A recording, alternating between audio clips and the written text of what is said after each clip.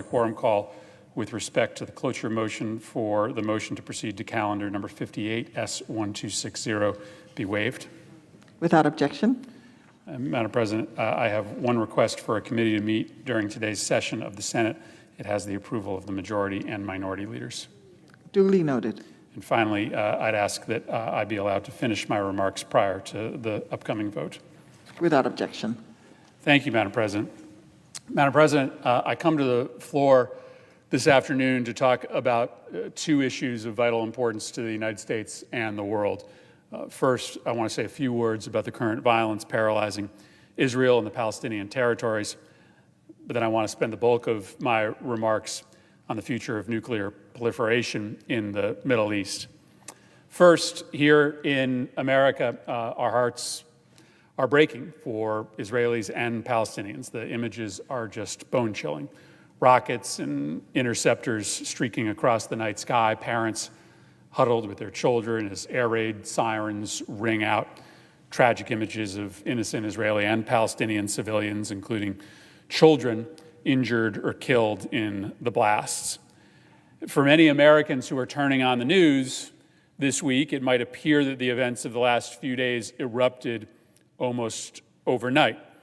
And while tensions are now reaching a fever and deadly pitch, this cataclysm has been long in the making, and no party, including the United States of America, has completely clean hands.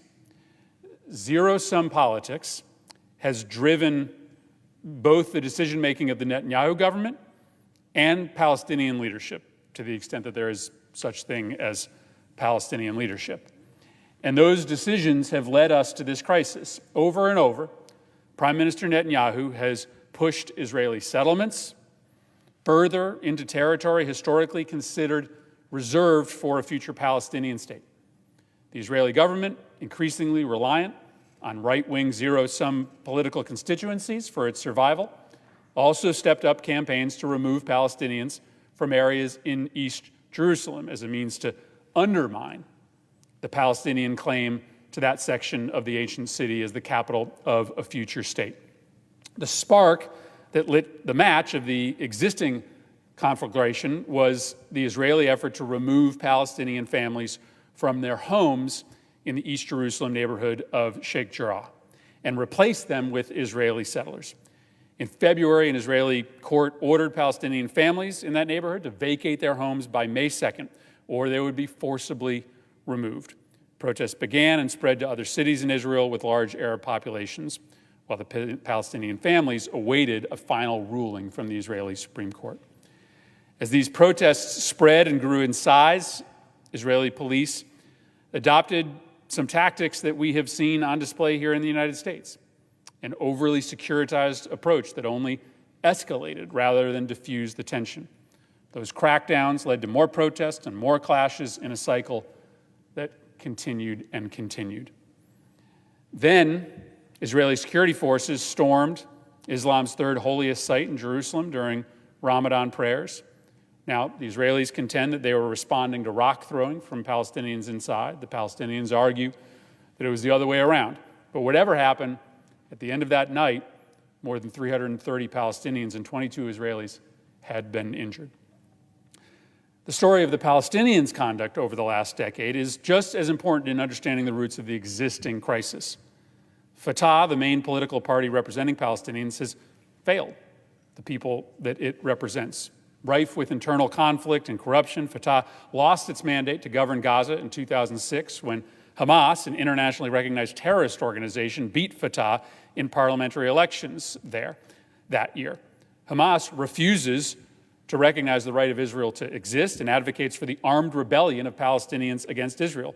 Fatah, under pressure from Hamas to take the more extreme position, spent most of the last decade refusing any and all chance to negotiate with the Israelis, preferring to sit on the sidelines and nurture grievances. And they were unable to deliver any real economic benefit to the people under their charge in the West Bank, and the resulting desperation of Palestinians fed this grievance culture even more. In response to those events I mentioned at Al-Aqsa, Hamas and its allies in Gaza started firing rockets into southern and central Israel. Since that day, thousands of rockets have landed inside Israel. These rocket attacks were then responded to by an Israeli government that has begun its own assault inside Gaza. And as we sit here today, hundreds of Palestinians inside Gaza, including children, have been killed.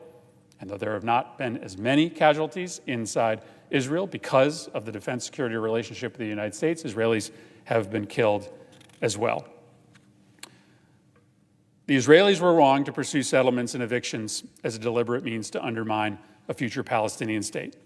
These policies might have helped hold together Netanyahu's political coalition, but they helped feed a sense of hopelessness amongst Palestinians and their future. The Palestinian leadership was wrong to perpetuate an anti-Israeli, anti-Semitic narrative as a foundation of their hold on power. They were wrong to choose grievance over diplomacy. But, Madam President, the United States, over the last 4 years, we played a role too. President Trump rejected America's historic role as a broker for peace and reconciliation between Israelis and Palestinians. He chose a side unconditionally, and his alliance with Netanyahu and his rejection of a Palestinian state drove the two parties further apart and turned the temperature up. Trump pursued a path to intentionally create division rather than healing. And those 4 years of America's absence from his traditional post of mediator is also a big reason of why we are here today. So there's going to be time to talk about the big picture, to talk about what went wrong, how American policy needs to change towards Israel and the West Bank and Gaza. But right now, our focus needs to be laser-like on de-escalation, on a ceasefire. Hamas must stop its rocket attacks. They are war crimes. They are indiscriminate. They do nothing to help the Palestinians in East Jerusalem or anywhere else. And Israel needs to stand down its military campaign as well. Have to take off the table a ground invasion of Gaza. Israel possesses disproportionate military power. That's why during the 2014 invasion of Gaza, 2,000 Palestinians died compared with less than 100 Israelis. But when children die in Gaza, it does nothing to secure Israel. In fact, it does the opposite. It just provides further fuel to this furnace of grievances.